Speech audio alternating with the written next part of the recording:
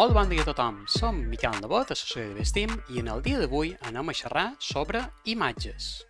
Una de les pràctiques més habituals quan volem desenvolupar o crear qualsevol tipus de material per presentar en el nostre grup classe és anar a Google, anar a internet i a través del seu motor de recerca cercar allò que volen presentar.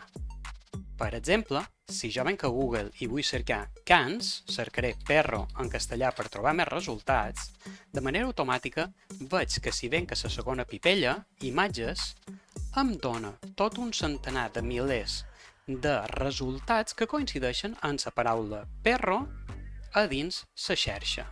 Automàticament allò que fem és venir, marcar, pitjar el botó a la dreta i descarregar aquesta imatge en el nostre ordinador per presentar-la per que formi part de la composició que volem presentar en el nostre grup classe. Però estem segurs que ho podem fer en això? Anem a veure quin hauria de ser el procés que haurien de seguir a l'hora de presentar una informació d'aquest tipus en el nostre alumnat. Fixeu-vos, una vegada que estem a dins imatges, si venim fins a eines, veurem que, de manera automàtica, ell ens dona una sèrie de categories que ens poden facilitar la recerca de la informació. Per exemple, si volem cercar cans pel tipus de pèl que tenen, seria venir a marcar i d'aquesta manera veuríem aquestes informacions. Però, tot i així, ens hem d'assegurar que aquestes informacions els podem, o aquestes imatges, els podem reutilitzar, els podem editar o poden formar part de les nostres composicions. Venim fins a eines i fixeu-vos, molt important, mida. Quina mida volem que tingui aquesta imatge? Que ens faci un filtratge de només imatges grans, mitjanes o icones molt petites. Jo li diré, per exemple, que vull que me mostri només les imatges de cans en tamany gran. Aquí tindríem les imatges en tamany gran. Color. Si volem que sigui la predominància de la imatge en qualsevol color, blanc i negre, transparent, o que tingués aquesta tonalitat vermella. D'aquesta manera ens mostrarà tots els canets que allà on és la seva imatge hi ha una tonalitat predefinida o predominant en color vermell.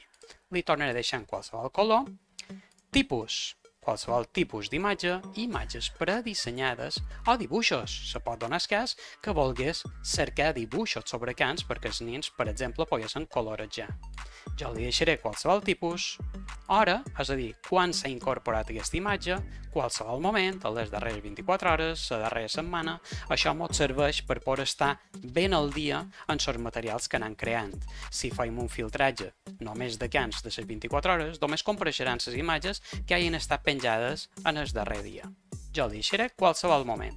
I ara ve la part més important, el tema dels drets d'utilització. Fixeu-vos que tenim tres categories. Totes llicències Creative Commons, que són les que hauríem d'utilitzar per poder emprar a les nostres creacions, ja que és un tipus de llicenciament que permet reutilitzar la imatge, editar-la, sempre i quan facem referència en el seu autor original. Ara veurem un exemple.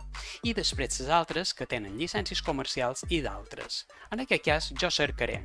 Farem una cosa. En primer lloc esborrem tots els nostres filtres i vendré a cercar a eines, drets d'utilització, llicències Creative Commons.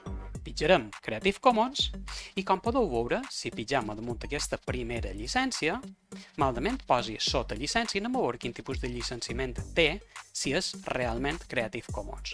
Una vegada que estem aquí, fixeu-vos que seguint a la descripció d'aquesta imatge, allà on posa detalls de la llicència.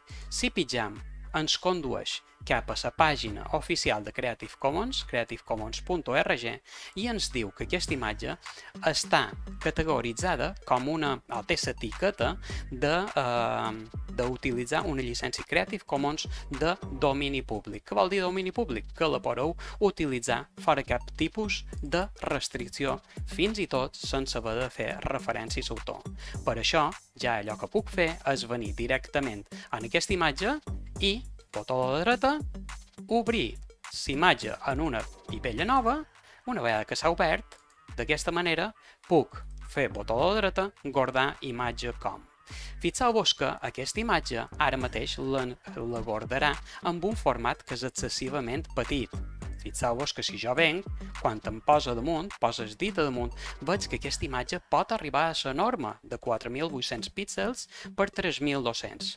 Això ho fan les pàgines, com per exemple aquesta de PX Here, perquè entreu a la seva pàgina per tal de poder descarregar aquesta imatge. La imatge grossa la teniu a dins. Vendrem a visitar. Una vegada que som a dins, fixeu-vos que els tamanys són del tot variats que puc descarregar. Per exemple, si jo volgués utilitzar una imatge Full HD, 1920 per 1080, pitjaria aquí, molt bé, i pitjaria damunt el botó de descàrrega gratuïta original. Pitjam, i com podeu veure, de manera automàtica ja s'està descarregant aquesta imatge a dins les baixades del nostre ordinador.